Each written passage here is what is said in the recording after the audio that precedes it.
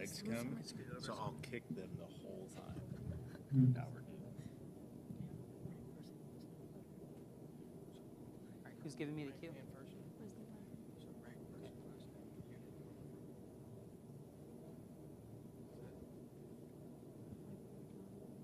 All right, good morning from the Warfighter Symposium, AUSA's annual event here just outside of Fort Liberty, North Carolina. This is the home of the Airborne and Special Operations. Today we're talking with some of the soldiers here from Fort Liberty about the impact 75 years after Executive Order 9980 and 9981, which of course ended segregation of the military and the federal workforce. So joining us today is the 16th Sergeant Major of the Army, SMA Michael Grinston. So thank you very much.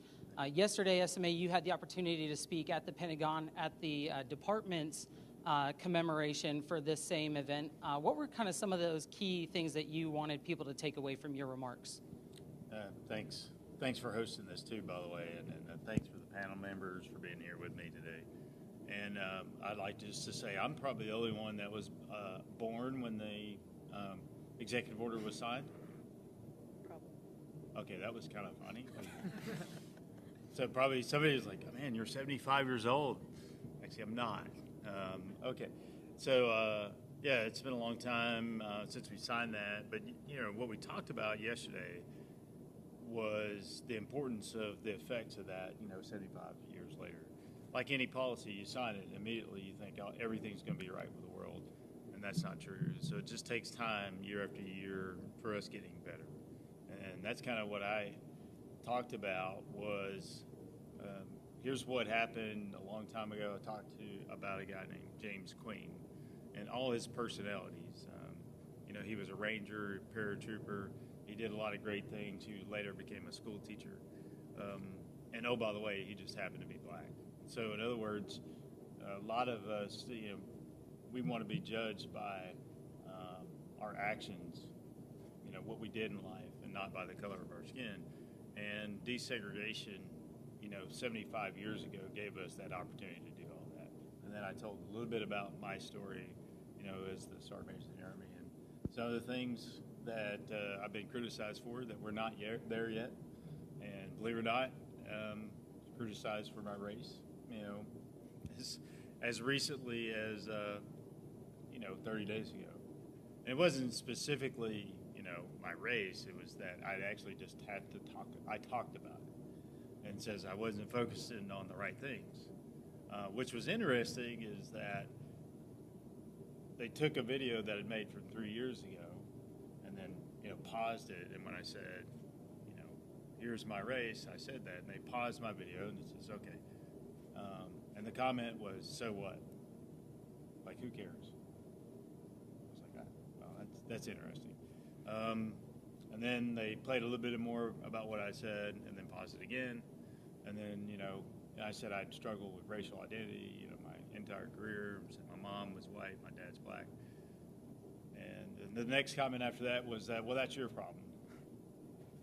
I said, well, so these things still happen, and they said, well, what about all your war fighting? I said, well, there's stories. There's more articles on me from war fighting than there are about that 1 minute, but they just choose to pick what they want.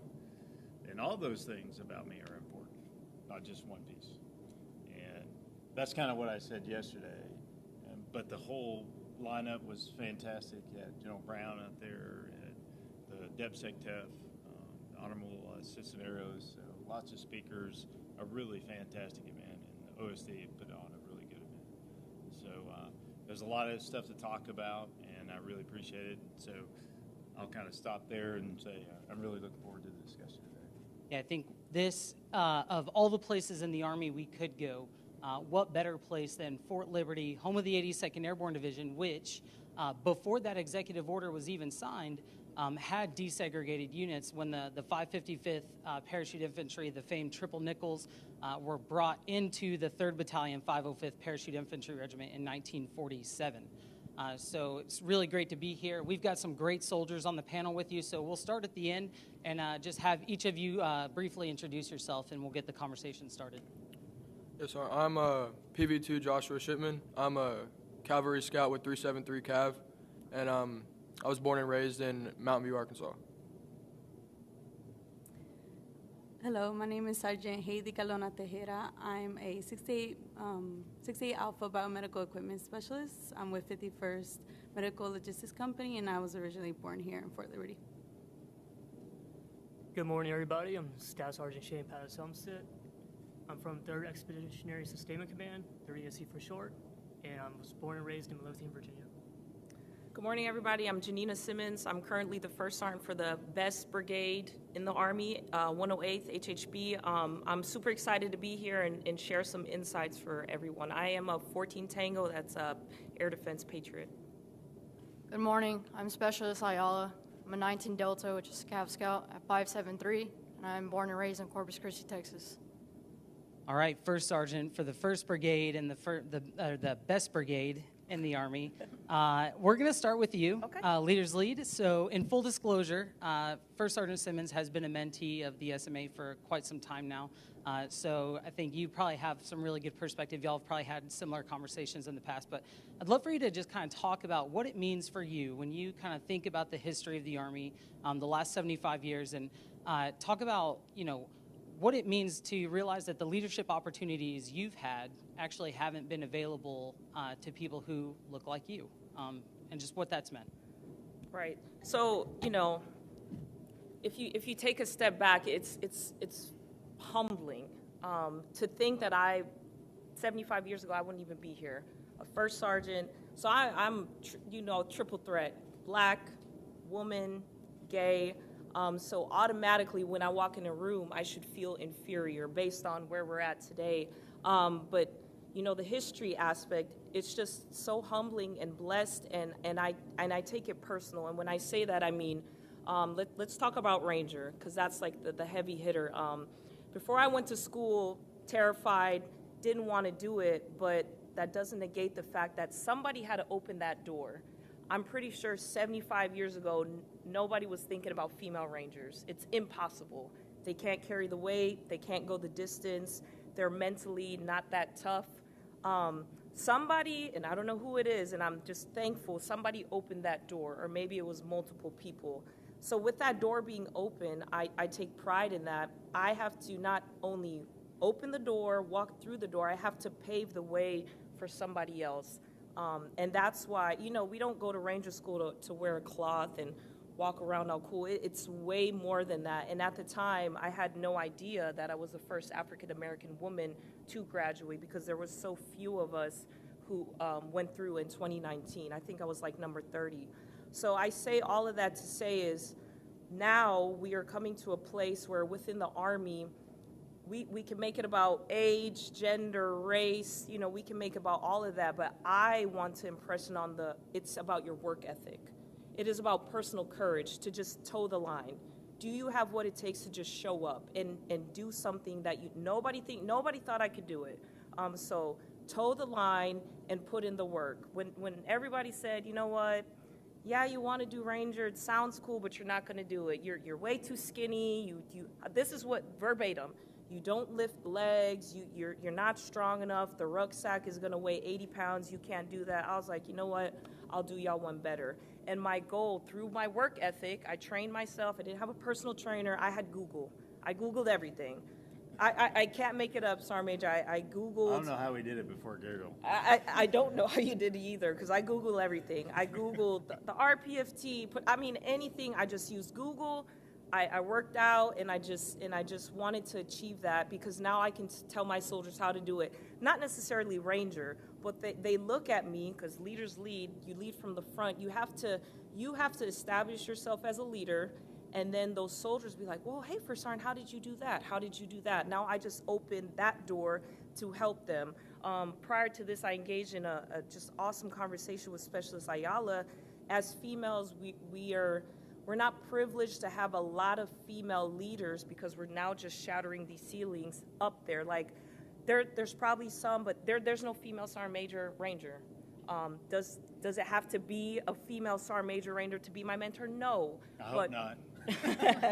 But those are type of people that we would like to start looking up to, the scouts and everything. They're not there yet, so it needs to be us. So I need to be that, whatever that is for somebody, she's going to be that SAR major, because she's going to stay enlisted, right? Yes, For somebody else. So we are doing what they did 75 years ago. And then when I'm long retired and I got my little crutch and I can't run anymore, that's going to be her. And then it's going to be somebody else.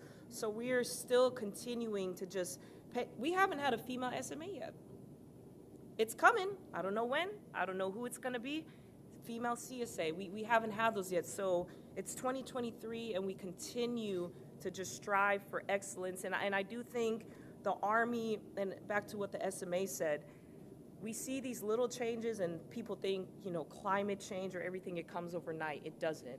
Because what we're doing right now might be just great in 2065. Who knows? But it's the little micro movement that will create a bigger movement for the future. And every soldier, they have so much power. Because it's not about female, male, female. We all have so much power just through our personal stories. Because same. Mom is white, dad is black. I mean, we could go on and on about, childhood and upbringing, et cetera, et cetera. We all have that, and that's what makes us unique and able to maneuver within the force. But that's kind of my 2 cents. I take pride. A lot of people ask me where my motivation comes from. I'm not motivated. I'm disciplined, and that does come from history, and I feel privileged to just sit here and share my story because somebody paved the way for me. I'll kind of jump in. Just one very quick thing is for everybody, you have to mentor people that don't look like you is what I would recommend to everybody. Is sometimes you're not going to find that person that fits exactly you. And I'll give you one example. There's only one Sergeant Major in the Army at one time. So it doesn't matter who it is. It might not look exactly what you're looking for. But I think as a leader, my recommendation is pick somebody that might not actually look or be exactly your gender, your race, and build that expertise. And it's not about the race, the gender. It's about, is that a leader that can help you? And that's why I reached out to her. It's like, she's enlisted. She's a Ranger. She's not infantry. So I think along the way, she's going to need some help. Along the way, I was going to need some help because I was a 13 Bravo Ranger, Ranger qualified. So don't get caught up on that. It doesn't fit that mold. And I think a lot of times that's where we get in trouble. It's like, it's got to be this mold. It doesn't have to be a mold. Is this a person that can help you? And don't just say it has to look like you, because guess what? It might not look like you. It's okay. But we got to break through that sometimes. All right. Specialist Isla, you First Sergeant Simmons says that you guys got a few minutes to talk before here, so I'll ask you, what kind of qualities would you look for in a mentor or a leader? My qualities that I like to see in a leader are discipline, accountability is my big one, holding soldiers accountable, holding your peers accountable, that's huge. Because if you can account for them and they can account for themselves, you can trust them downrange, so that's big. All right, we'll go kind of to the end. At the end of the table, our PV2, sorry, I'm missing your name for the moment, but same question to you. What kind of qualities are you looking for? So what I'm looking for, whenever I first got here, it was kind of, it's my first unit, so I was new, obviously, didn't really know what was going to happen just coming out of OSIT. So really someone who would just be there to help me, walk me through everything. And instead of just, telling me what to do, just actually go out there with me and, lead by example. Probably that'd be my number one. Sorry. So it kind of sounds like, regardless of both of your backgrounds and your experiences, very similar qualities that you look for. And I think SMA, that's something that's really important as we kind of think about leadership or mentorship in general.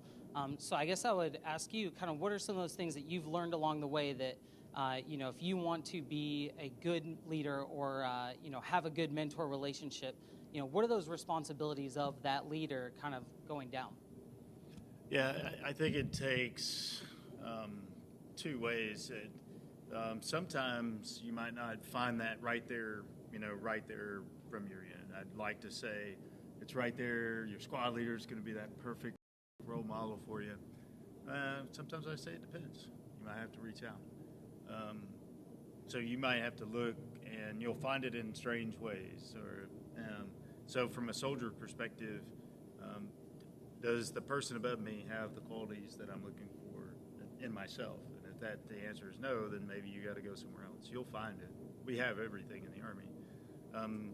And then from the leadership, I got to go, like I already said, don't go with something that looks like, tastes like, smells like you.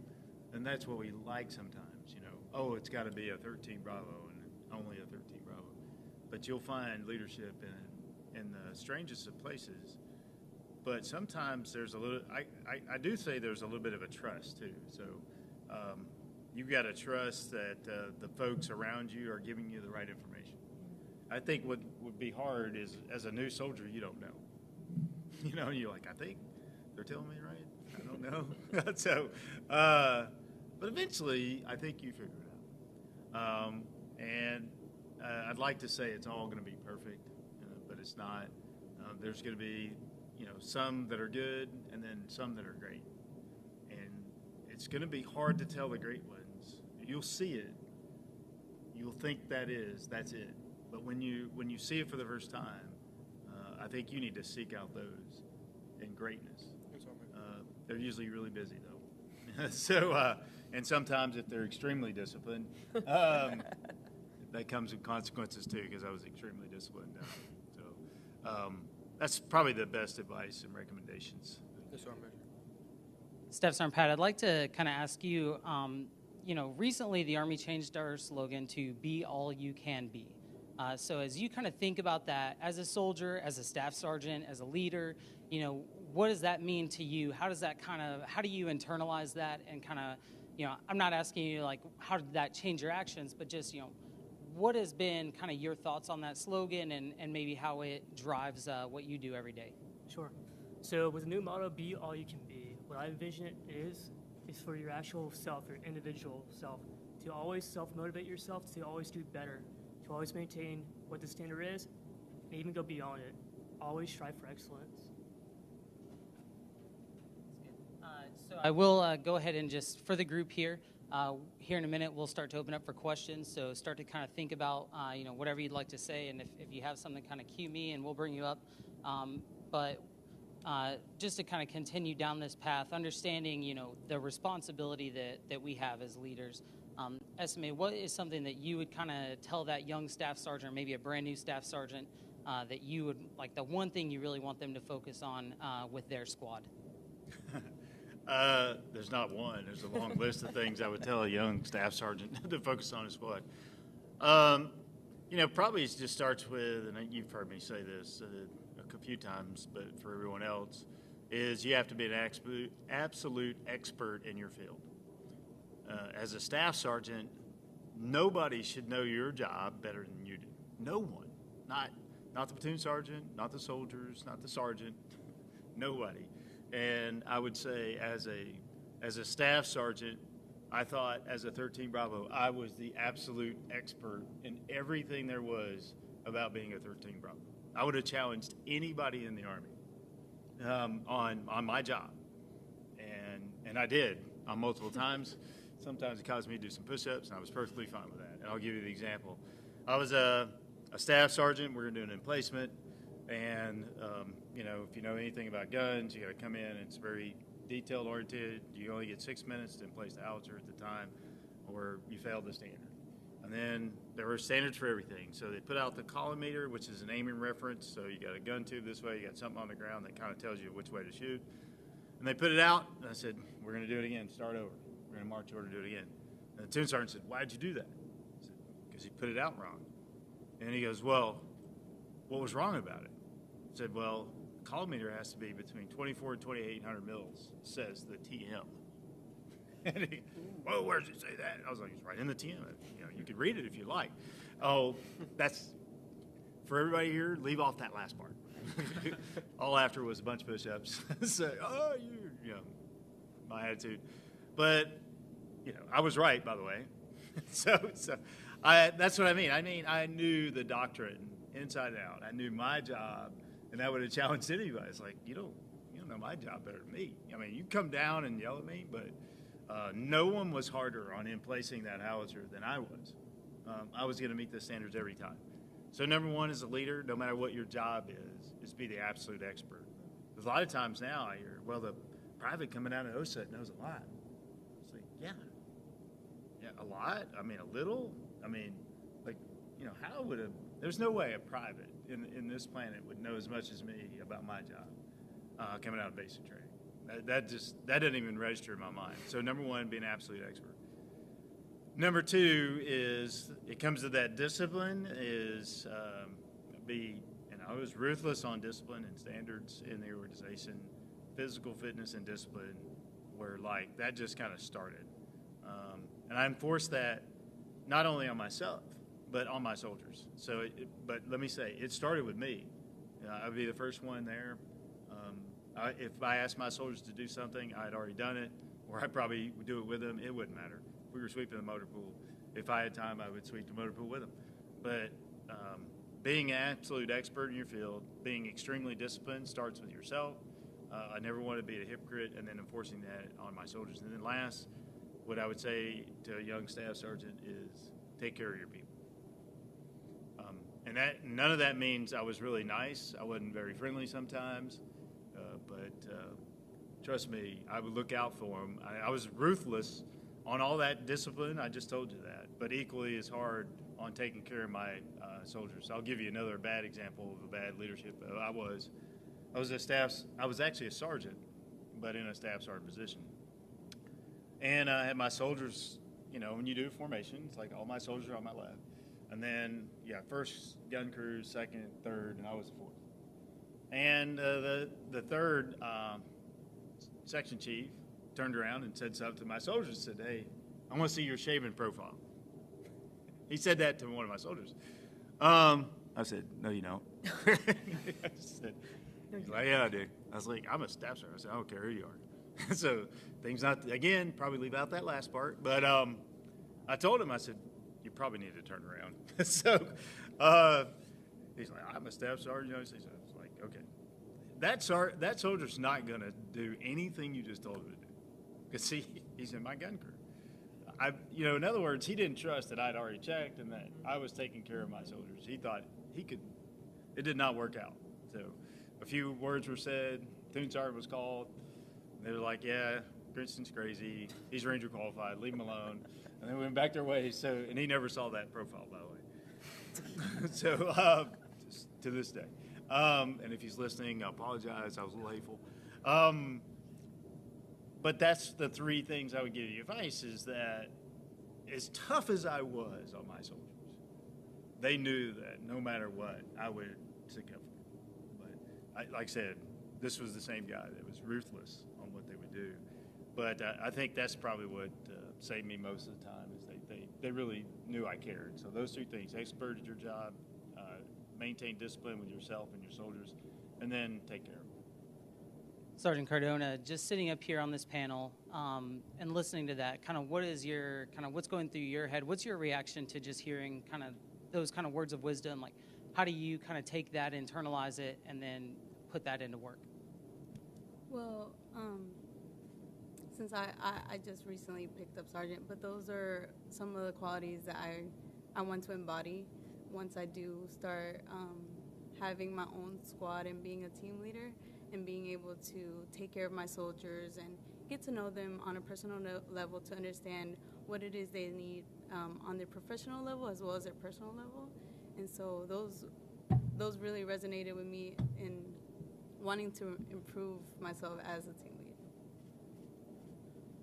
lead.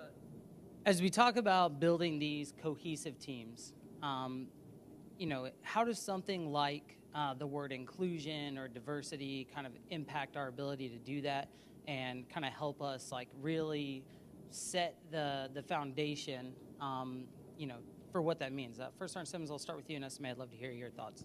Yeah, so I think that starts with you have to get to know your soldiers, and I'm talking beyond the hey, how are you doing, and you just keep it moving. It could tracking counseling sessions, etc., but just the daily engagement, because you'll have inclusion, you'll have black, white, this, that. So get to know your soldiers. Where do they come from? Puerto Rico, Africa, Germany, what have you. And once you get to know them, one, you'll know what makes them tick. You know how they operate or why they do or do not operate in such a way. And then it's like the great thing about the Army is that it's just an awesome melting pot. And that's what makes us so unique. We're not all from privilege. We all don't come from nothing. Everybody is different. And as a leader, it is your job to have everybody meet in the middle. Because, sometimes those personalities can clash based on history or wherever they come from. So the inclusion, I think that what makes us just a powerful, and as a leader, I've been doing it for a while for the younger soldiers. To me, it makes it fun. I love walking up to a soldier, especially in your brand new unit. I told y'all recently I've been on the job for 60 days. Now I'm at a point where 85% I'm knowing my soldiers, but I'm still getting to know them. And it's just awesome to say, oh, I didn't know you were from such and such. And then it just creates that dialogue. Hey, first off, where are you from? Born and raised in Germany. And then that just, whoa, we have more in common than I thought. So it's an icebreaker for sure. It can create trust, build cohesive teams. That's just like the scratching of the surface, and then one thing leads into another, going into everything the SMA said. Now you can establish all of that. So. You're not going to like this, sir, Rainier, but this is going to boomerang right back to you. I think initially diversity is a number, and inclusion means I actually listen to people. So I could have a room full of people, but if I'm not actually paying attention or I don't value your thoughts, doesn't mean anything, right? I mean, yeah, it's great. We got you at the table, but we don't want you to talk. So sorry, Rainier, we've had these conversations, you and I. So, I mean, how do you feel about that? Do you feel included in my squad? Of course. It's a dangerous question. He goes, no, I hate you, sir. Since we're going there, I'll pull the curtain back a little bit. Something that people don't know, the inner workings of the Sergeant Major of the Army's office, there's really only about 5 of us in the office. But of those 5, in the past couple of years, we've had single parents. We have AGR soldiers. We have infantry. We have combat engineer, the public affairs. And all of us kind of come from a little bit different backgrounds. We had one woman who, she did not have a close relationship with her parents. And one day she comes in and she had said that her uncle passed away. And I think a natural thing would be like, well, yeah, that's sad, but like, it's your uncle. But if you didn't know her and know about her background, then you wouldn't know that her uncle was really like her dad. And so, that takes on a completely different weight. And so I'll say from my experience, just being a part of that, a part of the office, it's been great to model. But like you said, we have a room full of people. And yes, it is a very diverse audience, but we want to be inclusive. So I'll ask somebody from the audience what your experience has been. And if you've seen something Is that a similar, deflect there, sorry? I think I did a great job answering. I thought you were going to Great say, segue. you really do feel included in my office. You got a voice, but it's okay. You ruined it. Thanks. I mean, I'm moderating the live stream, so I have a big voice right now. I get the microphone. So I'll ask somebody from the audience. So if somebody wants to come on and stand up, I'll hand you this microphone from my hand, and I'm going to stall until somebody stands up, and then I'm going to point at somebody. So right here, your specialist, your airborne wings are shiny. Go on and come on up because you decided to sit up front. Isn't that how that works? It does. So I'd love for you to just kind of talk about what your experience in your squad has been like, kind of how you were welcomed in, like how you kind of got to know your team, and if that was a good experience or, maybe something that you learned good or bad from that. So first, introduce yourself, what you do, your unit. Oh, sorry. Hello, sorry. I'm Specialist Triana. I'm from 373 Bravo Troop, 1st Brigade. When I first got here, I believe I was pretty much well included into the troop itself. First team leader, who is actually not in the Army anymore, was Sergeant Grosso.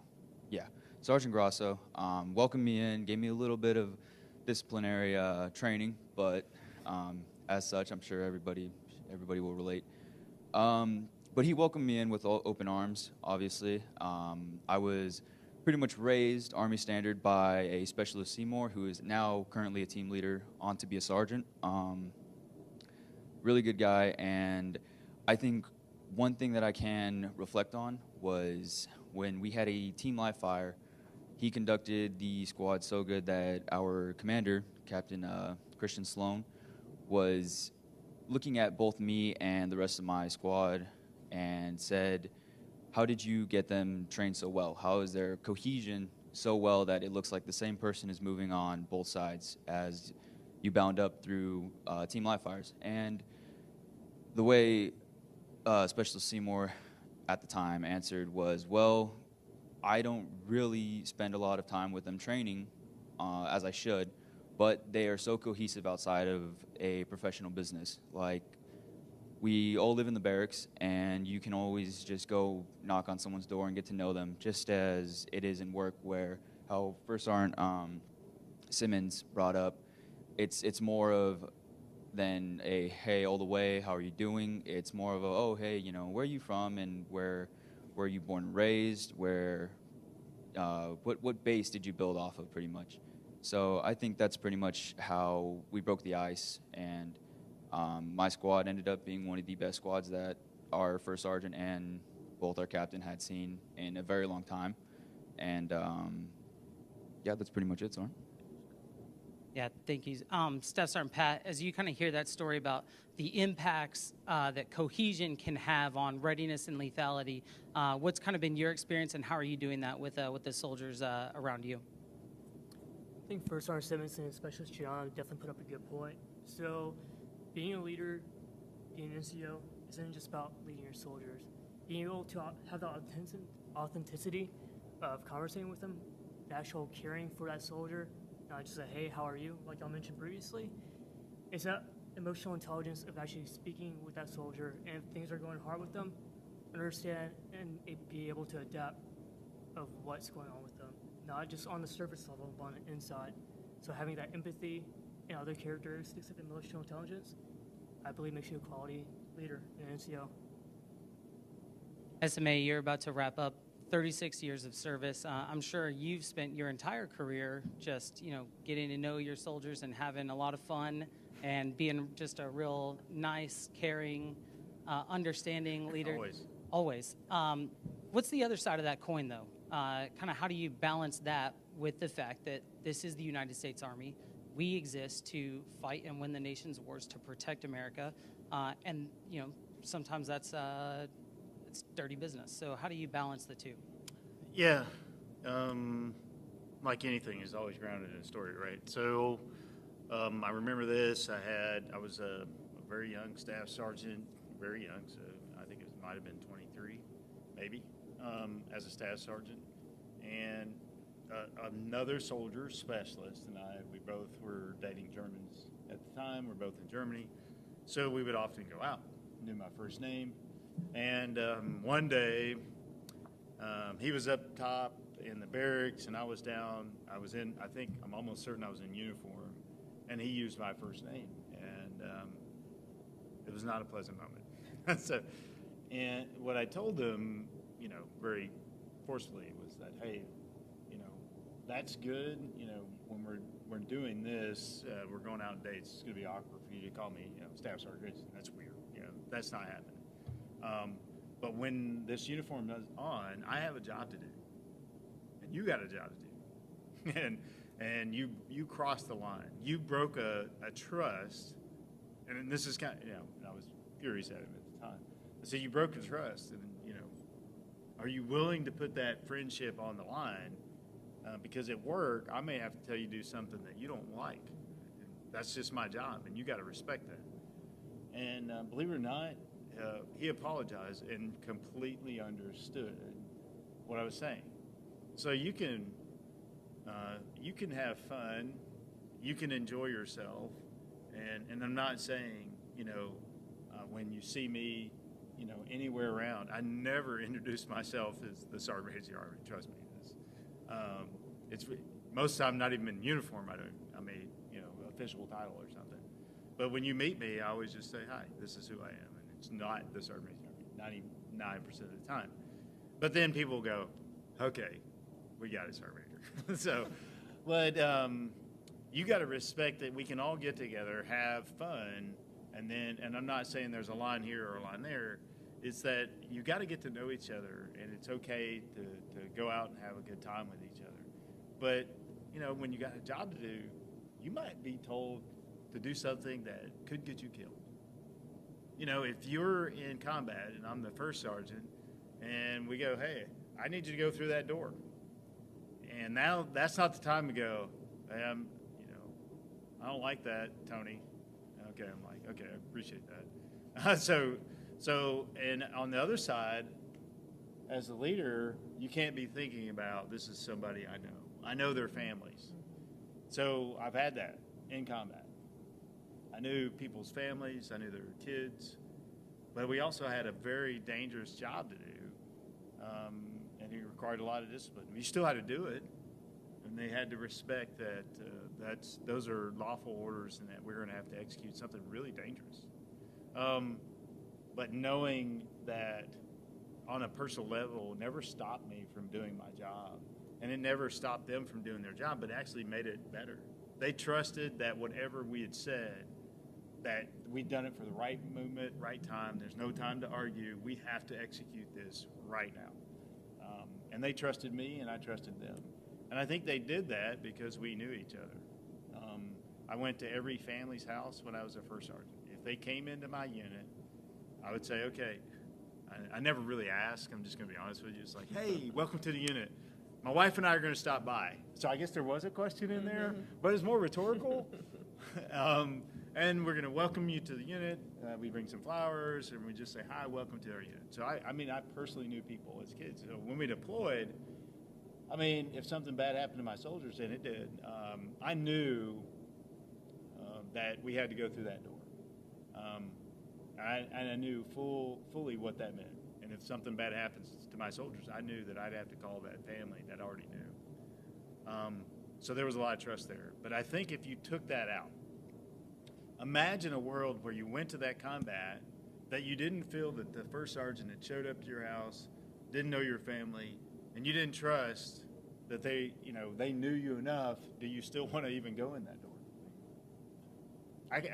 I just couldn't imagine that as a small unit leader. And that's kind of what that meant to me, is that level of trust, that there is a line, and they're blurry, and it's not all going to be perfect. I think sometimes in the Army we'll want perfect little lines. You're an NCO, you're a soldier, you sit over there, we sit over here. You're officer, you're over there, and we're over here. And after 36 years, in all reality, the lines are all over the place.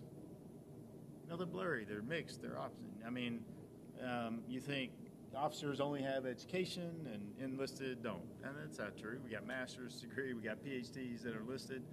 So it's all these lines that we want to create aren't real. We got to make sense of it. It's not going to be perfect. We need to know our people. There's got to be trust, higher to lower, and then we got to execute. And the bottom line is sometimes this is what we do. We're required to fight and win the nation's wars. And I think we're much better at that if we just know our people. Yes, so Private Shipman, not everybody that comes in the Army maybe has had that experience of, meeting people different from them, or, depending on where you come from.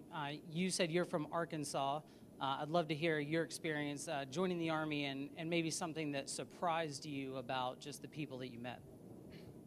Yes, sir. So I enlisted, went through OSA, and arrived here all at 17 years old. So, I mean, that was also kind of a surprise to me, just being the only 17-year-old that was in my troop, probably the whole squadron. So that kind of the whole post, but it's okay.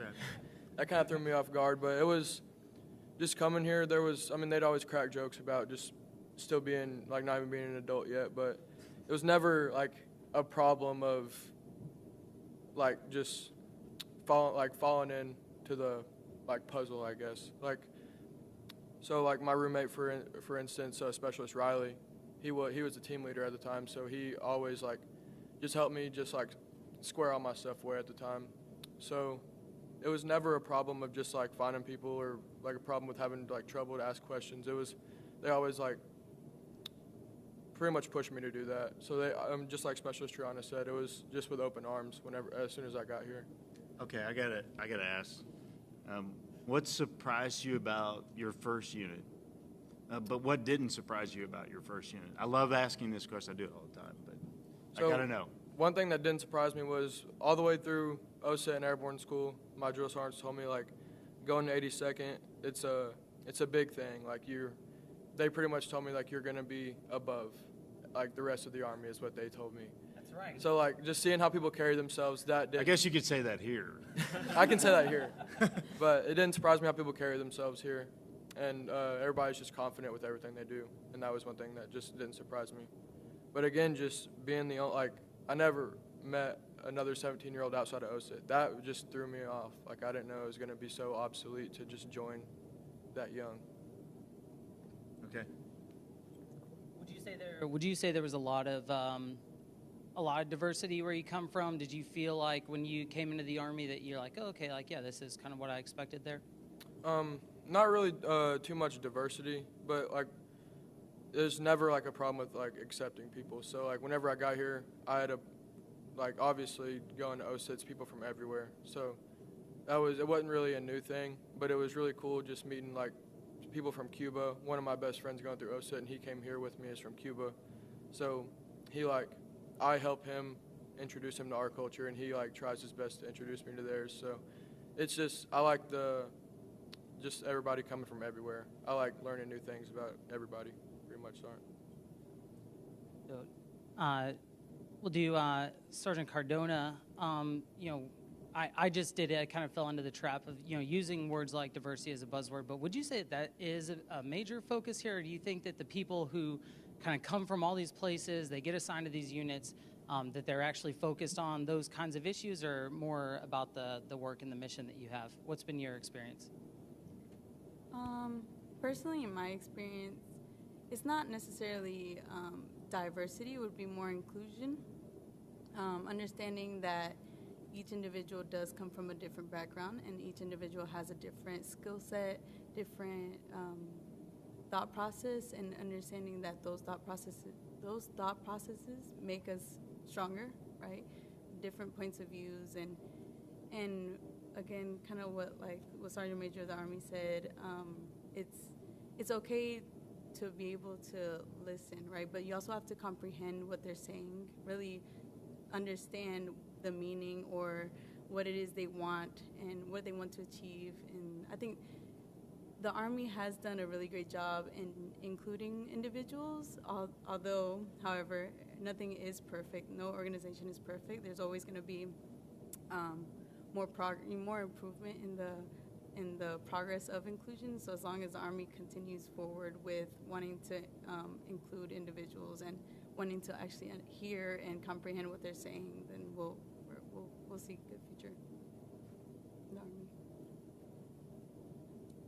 Would anybody like to push back or provide another perspective? I'd like you to ask the 19 Delta the same question.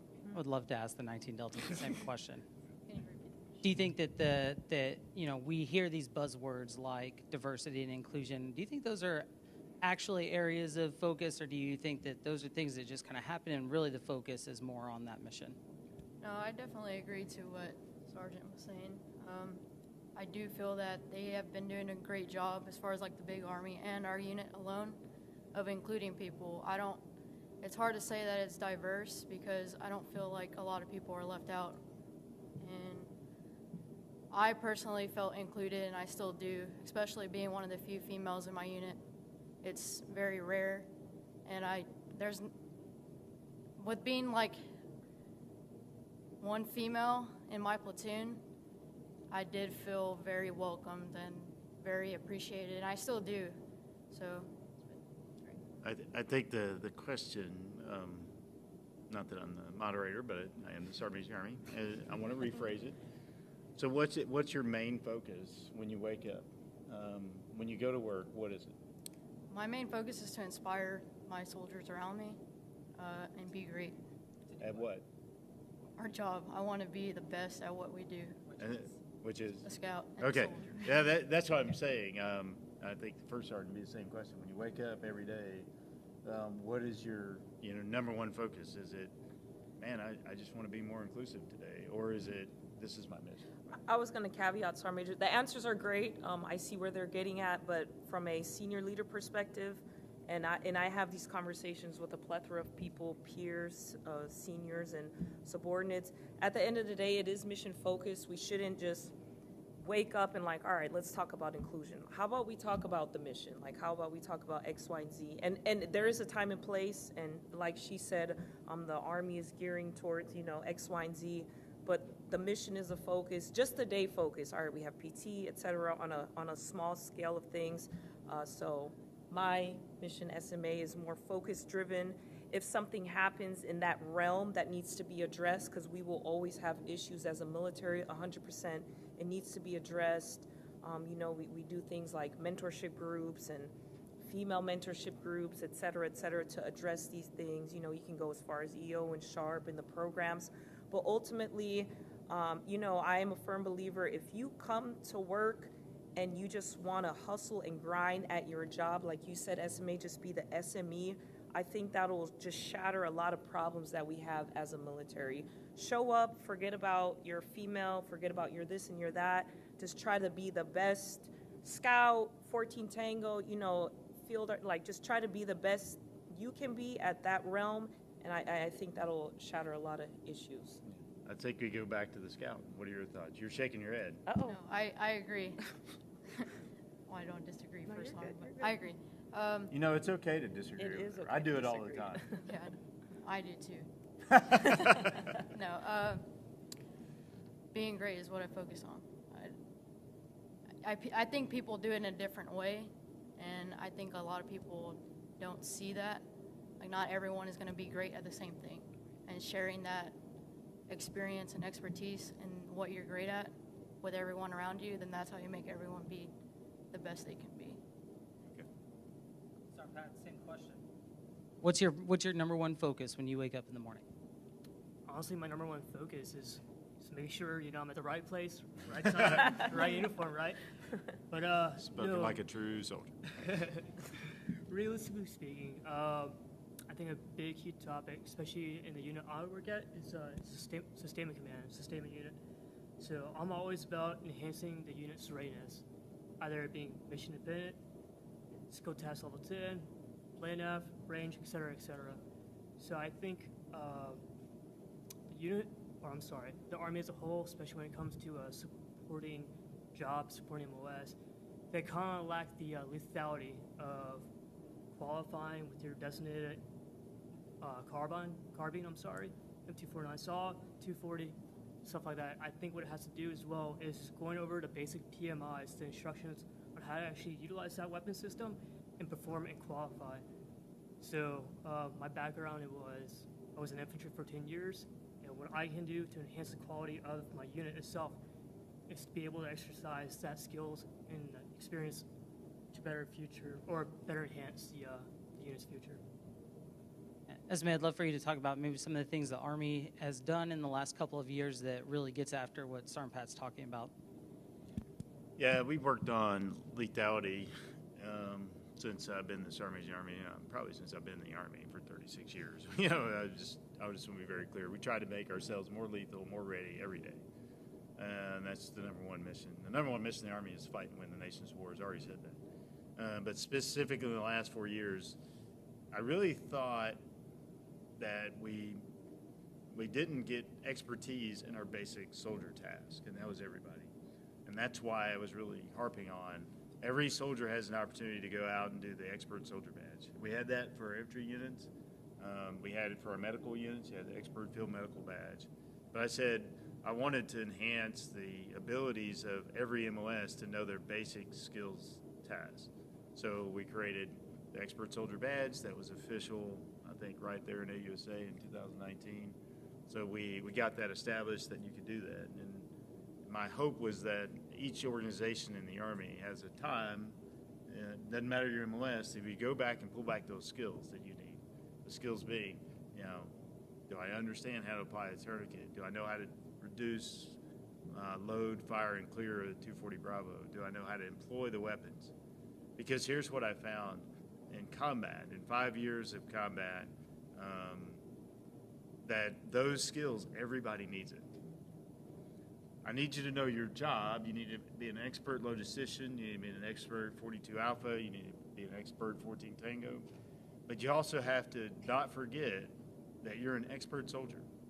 And by having an expert soldier badge, I wanted everybody to motivate everyone in the Army to not forget about those skills, because that's something you can't make up. I got really bad news for you.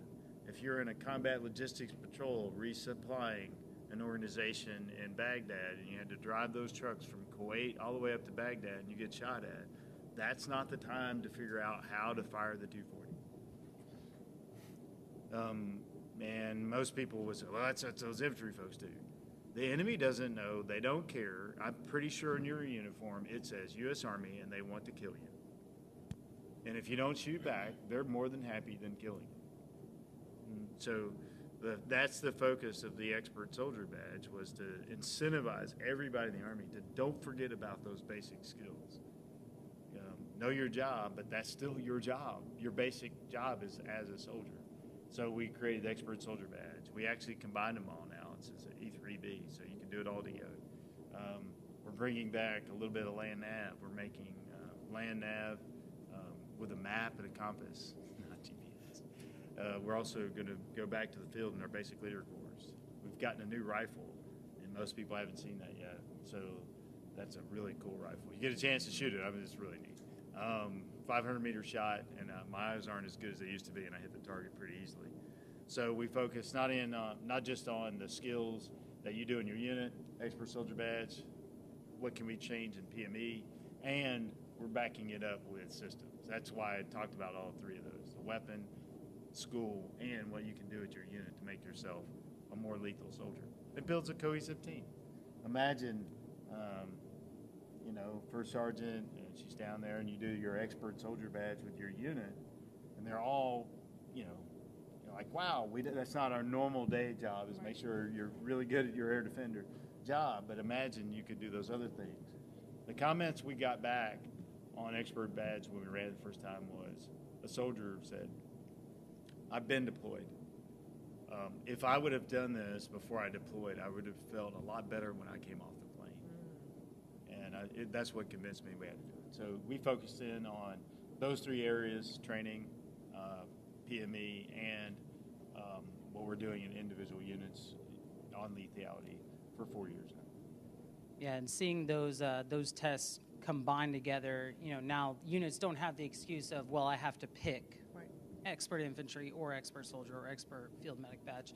What's your vision for the future of the NCO Corps, specifically when it relates to establishing that expertise early on in their career? Yeah. My vision is 5 years from now, when you set this panel, and every soldier up here will have an expert badge. And every sergeant major, if you want to be a sergeant major of the United States Army, you'll have an expert badge. I mean, how do you demonstrate? Remember I said number one thing I'd give all advice for staff sergeants was know your job. Job number one is be a good soldier. So that's how you can test that. So I think my vision years from now is that everybody had that opportunity, and then we're going to promote those that actually get that badge. So if you're down as a young soldier, you should strive to get that. You have multiple opportunities. If you don't get it the first time, don't worry about it. Go back. And then go again and go again. And that's why we're really trying to make it easier. But the vision right now, for just in that one specific area, is you'll look across, and this panel, they'll all have an expert badge, and these young soldiers, like, I want to be like that person right there. So it'd be the same thing, Ranger tab and an expert soldier badge. I think that will be more common and should be more common in the next 5 or 6 years. That's my vision. All right, so we'll see you all in 2028. Say less. With your expert badges. As we wrap up, we talked about, very briefly in the beginning, the reason, we're kind of having this discussion commemorating that 75th anniversary of the executive order. I want to go back where we started, talking about the triple nickel, the 555th, and when General Gavin brought them into the 82nd, one of the NCOs, Walter Morris, was a member of that first test platoon, recalled that white soldiers and black soldiers moved into the same barracks, and that was historic. And there was not one incident of racism at the time.